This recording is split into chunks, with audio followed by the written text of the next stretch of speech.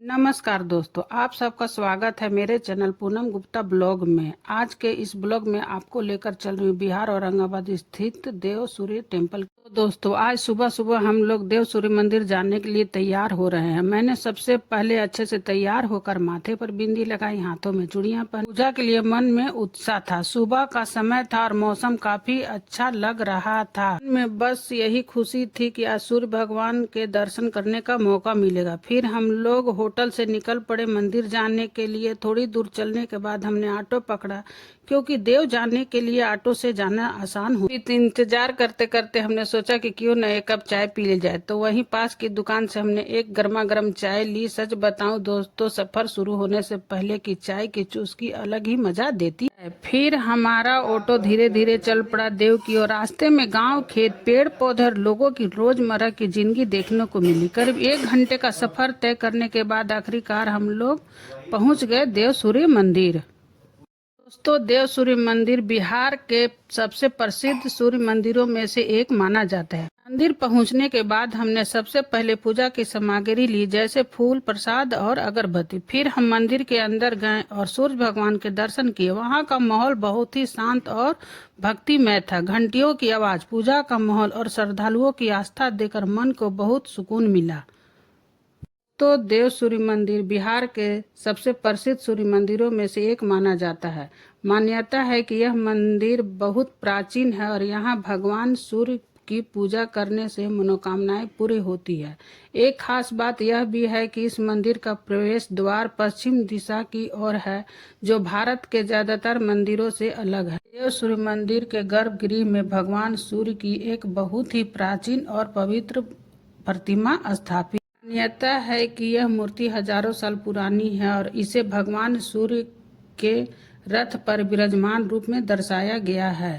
कहा जाता है कि सूर्य देव अपने 7 घोड़ों के रथ पर सवार होकर पूरे ब्रह्मांड का प्रकाश और ऊर्जा देते हैं और इसी रूप में उनकी पूजा यहाँ की जाती है। यहाँ एक और रोचक कथा सुनने को मिलती है। कहा जाता है कि मंदिर के शिखर पर एक स्वर्ण कलश था। एक बार एक चोर उसे चुराने के इरादे से मंदिर पर चढ़ गया, लेकिन जैसे ही उसने कलश को छूने की कोशिश की, वह वहीं पत्थर बन गया। लोगों को मानना है कि यह सूर्य देव की शक्ति का चमत्कार था। भक्त मंदिर के अलग अलग हिस्सों में जाकर श्रद्धा से प्रार्थना करते हैं और सूर्य भगवान को जल अर्पित करते हैं।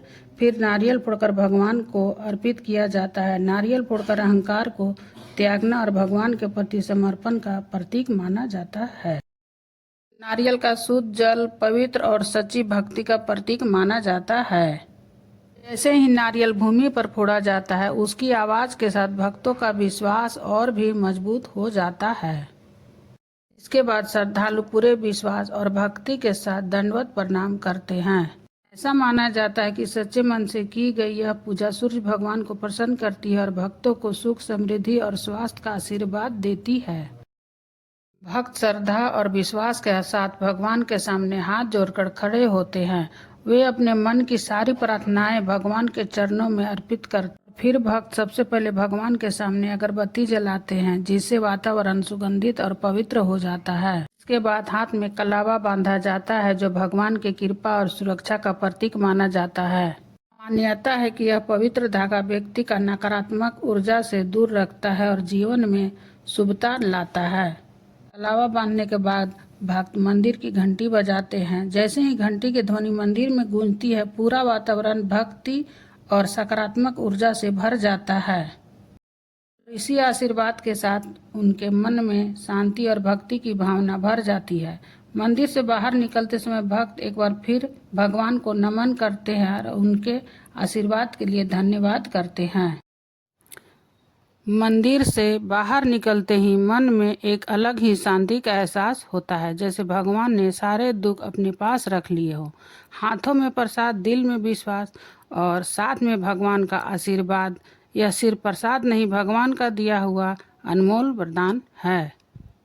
मंदिर के पास एक बहुत ही पवित्र कुंड है, जहां लोग दूर दूर से छठ पूजा करने आते हैं। छठ पूजा के समय यहां लाखों श्रद्धालु इकट्ठे होते हैं और सूर्य भगवान को अर्घ्य देते हैं। लोगों की इस कुंड के प्रति बहुत गहरी आस्था है। कहा जाता है कि यहां छठ करने से भगवान सूर्य विशेष कृपा करते हैं। कहते हैं कि सदियों पहले एक राजा भयंकर बीमारी से ग्रस्त हो गए थे। वैद्य हकीम कोई भी उन्हें ठीक नहीं कर पाया। तभी उन्हें स्वप्न में सूर्यदेव ने दर्शन देकर इस पवित्र स्थान पर स्नान और पूजा करने को कहा और चमत्कार हुआ। उनकी बीमारी पूरी तरह समाप्त हो गई। तभी से यह स्थान देव सूर्य मंदिर के नाम से प्रसिद्ध हो गया। मंदिर के पास ही एक और कुंड बने हुए हैं। एक कुंड में बहुत सारी मछलियां थी। हमने वहां खड़े होकर मछलियों को दाना खिलाया। मछलियों को पानी में इकट्ठा होकर दाना खाते देखना बहुत ही अच्छा और शांत अनुभव था।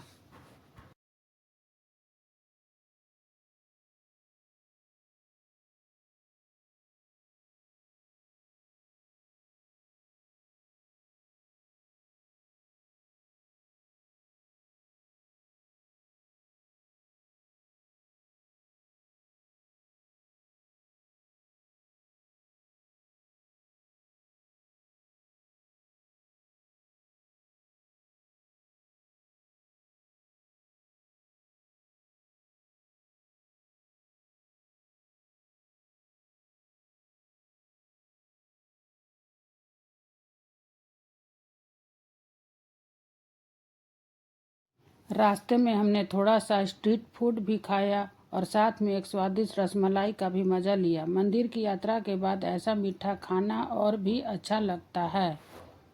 तो दोस्तों, दर्शन प्रसाद और इस स्वादिष्ट चाट के साथ हमारा आज का सूर्य देव मंदिर का सफ़र यहीं समाप्त होता है। अगर आपको हमारा यह ब्लॉग पसंद आया है तो वीडियो को लाइक करें, चैनल को सब्सक्राइब करें। तब तक के लिए जय सूर्य देव।